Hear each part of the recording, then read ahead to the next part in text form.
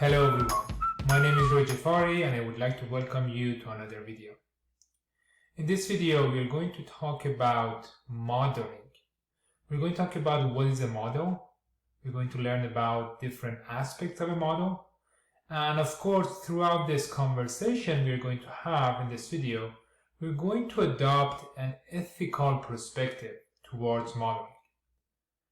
This video is going to serve as a foundation of a couple of videos that are going to come after this. So basically, we are going to create a foundation for our ethical conversations in the next few videos. All right, let's get started. So if you were to ask, people who have been modeling or people who know what's a model, what's the definition of a model and what actually is a model, you might come across different definitions, or people will have a different understanding of what's a model. Here we have a few of them that I'm going to go over them real quick. A model is an informative representation of an object, person, or system. A simplified version of reality. A model provides some understanding of the original. A model allows to provide variations and supports optimization. Informative abstraction of a system. If you pay close attention to all of these definitions, they are hitting three things. I mean, not all of them hit those three things. Some of them hit only one thing, but if you pay attention, they are hitting three things. They are hitting about one entity that they are summarizing or reducing. So there is an entity, there is a mapping that is happening. Then they're also hitting about the fact that it's a simpler, shorter, summarized version of that, whatever it is. And also there are some advantages and usages that are coming from that model. So these three different things are coming across in these definitions that, frankly, I have asked people to tell me to create this video. So, yes, and that's actually, if you pay attention, people are by and large on the right track. If we look at the literature, there is a general model theory by Herbert Stokowiak, and exactly those three things are named as mapping, reduction, and paradigmatism. Mapping is basically we are mapping something. Our model is based on something. There is an entity, a person, a system, an organization. There is something out there that we are modeling. So that original thing, we are mapping it. So that's one element of this general model theory. The second thing is whatever it is that we are modeling, we're mapping, we are reducing it. So we cannot capture itself. We have to summarize it, we have to reduce it, we have to somehow, just grab some part of that original reality that is going to be, so the third one, pragmatism, is going to be useful for us. So we capture those parts that are going to serve a purpose, that are going to help us do something about those, use the model for specific purposes. Pay attention in the reduction. Basically, the way we reduce, when we have models, we make assumptions. And these assumptions may be implicit or explicit. It doesn't matter if they're implicit or explicit. As long as there is a reduction, there is an assumption. I'm going to say it. As long as there is a reduction from the originality to a mapping to a map that becomes a model, then there is assumption. If you have a model, you have assumptions. It doesn't matter if they're implicit or explicit, a model has assumptions. So here, for instance, you see the map of subway in my home city, Tehran, Iran. So whenever I would wake up in the morning, I wanted to go somewhere in the city of Tehran, which is a very large city, 12 million people. It's a population of the city, and I sometimes would use the subway system. So, for instance, I would, our house was, let me find our house. At some point, I was living in this area. And so, for instance, when I would wake up in the morning and if I wanted to go to, this area. So this is, Bime. If I wanted to go to Kholhak, then I could use this map, which is a mapping of the whole train, the whole tracks of the subway system in Tehran, to figure out if I wanted to go there. There are a few different ways I could go about this. I could go, to this station and then change track and then go to that station, right? So I'm not trying to sort of tell you about, my daily, commute in Tehran. I'm just telling you that this map has all those three elements of the general model theory. So it's a mapping. It's a map, actually. It's a mapping of the reality. The reality is the subway system in Tehran. So we have mapped it. We have reduced it. Of course, the actual subway system is much larger. There are a lot of details, such as, how large each station is. There are a lot of details about each track of the rail, the maintenance that needs or doesn't need all of those track rails and stuff. So there are a lot that has been reduced to get to this specific model with this level of detail. And the way I'm using it, of course, I'm using it to find my way around the city using this system. Of course, we have to agree that the level of detail for this specific map is perfect. It serves my purpose. I want to figure out which station I'm getting in, and I want to figure out how to get where I am. So that's one example of a model. I'm going to share with you 3 more examples, and we're going to start seeing that we are very used to modeling and using models. The next example, Ruhollah. This is my name. It's actually a model of me, right? So let's see if it has those 3 general model theory characteristics. It's mapping of something, and that thing is me. It's mapping me. It's instead of me, my whole being with my heart, with my flesh and blood, I am called Ruhollah. My parents, when I was born, called me Ruhollah. So whenever they wanted to talk about me, because I also had siblings, they could talk about me and tell, plan for what they want to do to me, right? So that's why they use this model, which is a name, to help them use something. So it's a reduction of me. I am much more than just, how many letters in the English word? 1, 2, 3, 4, 5, 6, 7. And in the Farsi word is 1, 2, 3, 4, 5, 6.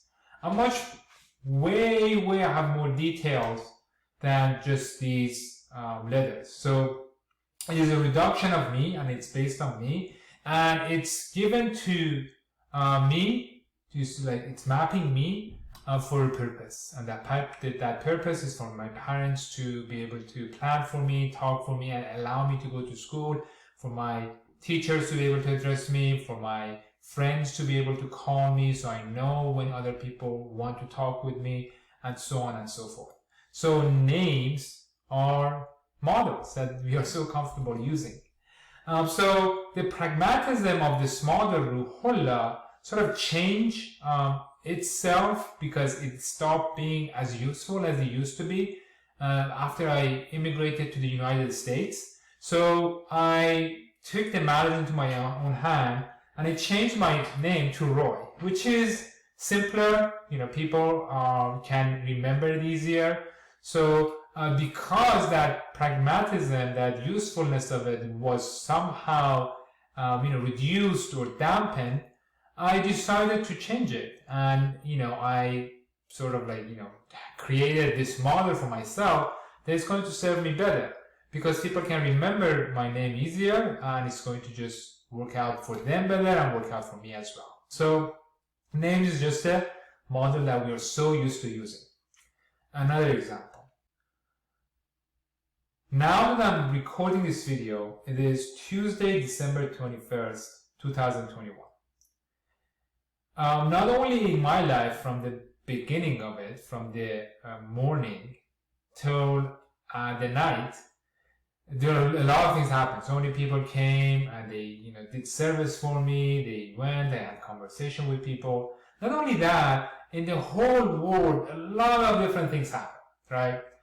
But we use this model of time to allow us to be able to talk about the past, think about the future, make appointments, right? So time is also a model, right? So we are modeling our days, we are modeling our years at the time. So we have so many different years, we have days, we have hours. So we use these. Okay, let's go through the 3 characteristics of general model theory. What is it that we are modeling? We are modeling our experience of life. And how are we modeling it? We are modeling it, we are reducing it by these bits and pieces of chunks that we call it minutes or hours or days, right? And what pragmatism we're getting from, how are useful, it allows us to plan for the future, learn from the past, make appointments, plan for our days to be able to be more productive. So those are the pragmatic parts of having these models. Another model that you may not even think that's a model, but here we go. For instance, right now that I'm creating this video, there is some level of restriction that I'm feeling, right? So I feel like I have to sit here and keep talking. And because of that, I have this feeling, I have this narrative that I tell myself in the back of my mind. And that's how I am modeling what the experience I'm having, right? So the mapping is, I am mapping the experience in my headspace, what I'm experiencing, right? And I'm mapping it with this sentence. And I sort of give it this sort of sentence, give it this label. I say I feel restricted. The reason I'm doing it, or the way it's helping me, that pragmatic parts of this 3-part modeling, is for me to be able to digest this experience and be able to plan, right? So for instance, I tell myself, well, you have to continue recording because it's your job, or you want what you want in the future, or I could just stop recording and do it later, or just never do it, right? So by using this model of my experience, which is this sentence, I feel restricted, it allows me to make decisions, or understand myself in a more abstract way that allows me to use it for decision making. So you can see the points that I'm raising by giving you, or bringing your attention to these very basic models that we are so used to that perhaps we see them as the reality itself. We don't recognize them as them being models. Of course they are models. Is that we're so used to models. This is a really it's a part of our life that we take for granted. And by becoming aware of them, we can actually use them in more productive ways. And that's why we're going to have this conversation, that models are great if only they're used in an appropriate way. So there are 7 ethical dimensions of modeling that we are going to discuss in this video and in a couple of future videos. It's the fact that if you pay attention to these ethical dimensions, you can use the models in a much more effective ways that is going to allow you to derive more value from them. First one is that you have to always be aware that a model is not the reality, right? A model is just a model. It's been created for, it's been reduced, it's a reduction of reality for that pragmatic part, for a specific reason, for a specific value you're driving from it. So that awareness is very important. Let me give you an example. For instance, let's say we have this model, we call it ReallyMo. It's a model that we use to evaluate how much other people trust us, right? So how much other people respect us, I'm sorry. We use this model to evaluate how much other people respect us, right? So what is it that we are mapping here? We are mapping a relationship. We are mapping a relationship with this person, mapping a relationship with this person. Any one-on-one relationship that you have with other people, you are mapping that with this model. Of course, you are reducing it by focusing that many different aspects of that dynamic. It could be trust, it could be friendliness, it could be rapport. You reduce it to just one element, and that's respect, right? So that's the reduction.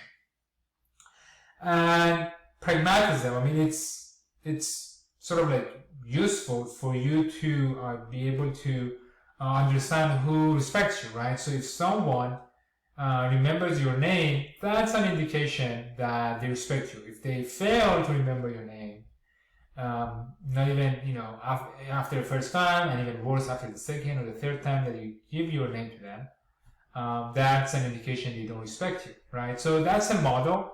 That's an evaluative model of checking if the relationship that you have, the other person have a level of respect for you or not. So this is a model. I mean, it's a reduction of the reality, and it could be useful, right? So you want to pay attention here that this model could be abused, could be overused, could be misused, and you could be making mistakes applying this model, and we're going to talk about that.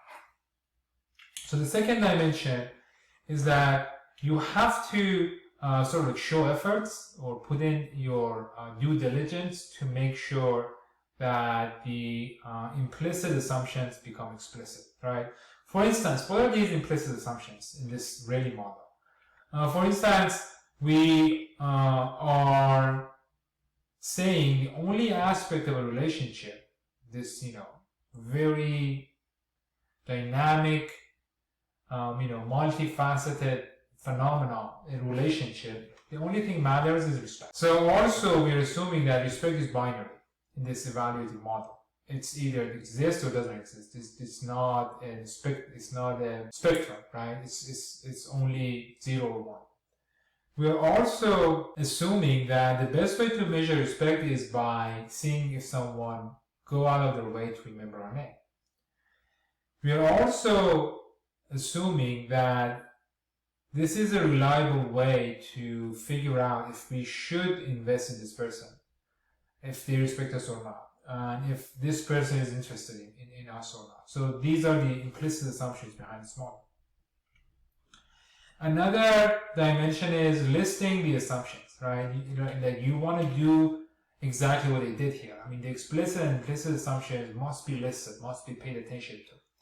And though they can be used for communication to whoever you're going to report. I mean, here we have examples of models that are personal. So the chain of command maybe would be from your consciousness to your subconscious, right? So you want to change the way you are looking at these models. But in an organization, if you've got technical models, when you present your model to someone else for them to use, you have to pay attention to give them the assumptions you have for your model. Also, the assumptions are going to be very important in another dimensions of ethical perspective for modeling, that we will do cost-benefit analysis. We want to also know the cost of assumptions. For instance, this assumption: the only aspect of a relationship that is important is respect.